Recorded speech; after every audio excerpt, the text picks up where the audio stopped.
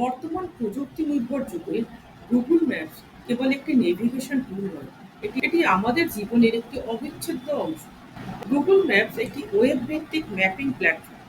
এটি স্যাটেলাইট চিত্র, রাস্তার মানচিত্র, 360 ডিগ্রি প্যানোরামিক দৃশ্য, street view, real time traffic তথ্য এবং বিভিন্ন পরিবহনের জন্য রুট পরিকল্পনা সহ বিস্তৃত বৈশিষ্ট্য প্রদান করে।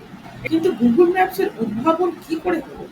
এটি গুগলের একটি উদ্ভাবন হলেও এর সূচনা হয়েছিল একটি ছোট স্টার্টআপ কোম্পানি থেকে, ভ্যাট টু টেকনোলজিস, যার অংশীদার ছিলেন চারজন: Australian software engineer Noel Gordon, তার অস্ট্রেলিয়ান সহকর্মী স্টিফেন মা এবং দুই ডেনিশ বংশোদ্ভূত ভাই লার্স এবং জেমস রাসমুসেন।